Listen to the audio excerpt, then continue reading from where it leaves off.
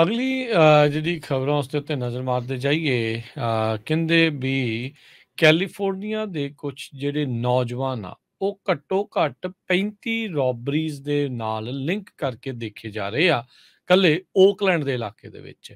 ਇਹ 12 ਤੋਂ 17 ਸਾਲ ਦੀ ਉਮਰ ਦੇ ਜਿਹੜੇ ਨਿਆਣੇ ਆ ਉਹ ਦੱਸੇ ਜਾ ਰਹੇ, ਨਿਆਣੇ ਕਹਿ ਲਓ, ਨੌਜਵਾਨ ਕਹਿ ਲਓ, ਜੋ ਵੀ ਕਹਿ ਲਓ, ਵੀ ਇਹ ਟੀਨੇਜਰਸ ਇਹ ਕੰਮਾਂ ਦੇ ਵਿੱਚ ਪਏ ਹੋਏ ਆ। ਪਿਛਲੇ ਸਾਲ ਦੇ ਮੁਕਾਬਲੇ ਓਕਲੈਂਡ ਦੇ ਵਿੱਚ 7% ਜਿਹੜੀਆਂ ਰੋਬਰੀਜ਼ ਆ ਉਹਨਾਂ 'ਚ ਵਾਧਾ ਹੋਇਆ ਆ। 9 ਮੁੰਡੇ ਕੁੜੀਆਂ ਘੱਟੋ ਘੱਟ ਕਹਿੰਦੇ 35 ਰੋਬਰੀਜ਼ ਜਿਹੜੀਆਂ ਨਰਦਰਨ ਕੈਲੀਫੋਰਨੀਆ ਦੇ ਵਿੱਚ ਵਾਪਰੀਆਂ ਆ। ਇਹ ਪੁਲਿਸ ਨੇ ਦਾਅਵਾ ਕੀਤਾ ਵੀ ਇਹਦੇ ਵਿੱਚ ਇਹ ਸੇਮ ਹੀ ਬੰਦੇ ਆ, ਜਿਨ੍ਹਾਂ 'ਚ 3 ਕੁੜੀਆਂ ਤੇ 6 ਮੁੰਡੇ ਦੱਸੇ ਜਾ ਰਹੇ ਹੈਗੇ ਆ। ਸੋ ਐਤਵਾਰ ਨੂੰ ਆਫਿਸਰਸ ਨੇ ਇੱਕ ਰੋਬਰੀਜ਼ ਦੇ ਨਾਲ ਸੰਬੰਧਿਤ ਜਿਹੜੀ ਗੱਡੀ ਆ ਉਸ ਨੂੰ ਸਪੌਟ ਜਿਹੜਾ ਉਹ ਕੀਤਾ ਸੀ। ਜਿਹੜੇ ਲੋਕ ਗੱਡੀ ਦੇ ਵਿੱਚ ਉਸ ਟਾਈਮ ਸੀਗੇ, ਬਿਲਡਿੰਗ ਦੇ ਵਿੱਚ ਜਿਹੜੇ ਗਏ ਸੀਗੇ, ਤੇ ਜਦ ਅਥਾਰਟੀਜ਼ ਉੱਥੇ ਪਹੁੰਚੀਆਂ ਤਾਂ ਗੱਡੀ ਉੱਥੋਂ ਉਦੋਂ ਤੱਕ ਨਿਕਲ ਚੁੱਕੀ ਸੀ। ਪੁਲਿਸ ਨੇ ਹੈਲੀਕਾਪਟਰ ਦੀ ਮਦਦ ਦੇ ਨਾਲ ਇਹਨਾਂ ਦੀ ਗੱਡੀ ਨੂੰ ਟਰੈਕ ਕੀਤਾ। 4 ਜਣੇ ਉੱਥੋਂ ਪੈਦਲ ਜਿਹੜੇ ਆ ਉਹ ਬਾਅਦ 'ਚ ਦੌੜੇ, ਚੇਜ਼ ਜਿਹੜੇ ਉਹ ਕੀਤਾ ਗਿਆ ਤੇ ਫਿਰ ਇਵੈਂਚੁਅਲੀ ਉਹਨਾਂ ਨੂੰ ਅਰੈਸਟ ਕਰ ਲਿਆ ਗਿਆ ਸੀ। ਬਾਕੀ ਦੇ ਹੋਰ ਜਿਹੜੇ ਲੋੜੀਂਦੇ ਸੀਗੇ ਵੱਖ-ਵੱਖ ਰੋਬਰੀਜ਼ ਦੇ ਵਿੱਚ, ਉਹਨਾਂ ਨੂੰ ਗ੍ਰਿਫਤਾਰ ਕਰ ਲਿਆ ਗਿਆ। ਇਸ ਮੌਕੇ ਇਹਨਾਂ ਦੇ ਉੱਤੇ 9 ਜਿਹੜੇ ਆ ਰੋਬਰੀ ਦੇ ਜਿਹੜੇ ਚਾਰਜਿਸ ਆ ਉਹ ਲੱਗਣਗੇ।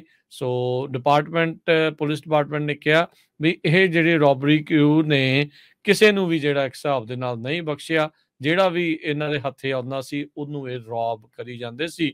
ਤੇ ਉਮਰ ਦੇਖੋ ਹਰਜੋਤ ਸਿੰਘ ਜੀ, 12 ਤੋਂ 17 ਸਾਲ। ਫਲੋਰੀਡਾ ਦੇ ਗਵਰਨਰ ਰੌਨ ਡੀਸੈਂਟਿਸ ਉਹ ਆਪਣੀ ਪ੍ਰੈਜ਼ੀਡੈਂਸ਼ੀਅਲ ਬਿਡ ਜੋ ਆ ਇਲੋਨ ਮਸਕ ਜੋ ਟਵਿੱਟਰ ਦੇ CEO ਵੀ ਹੈਗੇ ਆ, ਟੈਸਲਾ ਦੇ ਵੀ, ਉਹਨਾਂ ਦੇ ਨਾਲ ਰਲ ਕੇ ਜੋ ਆ ਉਹ ਅਨਾਉਂਸ ਕਰਨਗੇ ਕੱਲ ਨੂੰ ਸ਼ਾਮ ਨੂੰ, ਬੁੱਧਵਾਰ ਸ਼ਾਮ ਨੂੰ। ਇਹਦੇ ਨਾਲ ਕਹਿੰਦੇ ਵੀ ਜੋ ਰੌਨ ਡੀਸੈਂਟਿਸ ਆ ਉਹਨਾਂ ਨੂੰ ਬੂਸਟ ਕਾਫੀ ਮਿਲੂਗਾ, ਕਿਉਂਕਿ ਟਵਿੱਟਰ ਦੇ ਉੱਤੇ 140 ਮਿਲੀਅਨ ਦੇ ਕਰੀਬ ਫੋਲੋਅਰਸ ਹੈਗੇ ਆ। ਉਹ ਸਾਰੇ ਜੋ ਇਹਨਾਂ ਦੀ ਵੀਡੀਓ ਹੋਊਗੀ ਉਹ ਦੇਖਣ ਦੇ ਲਈ ਲੋਕਾਂ ਨੂੰ ਮੌਕਾ ਮਿਲ ਜਾਊਗਾ।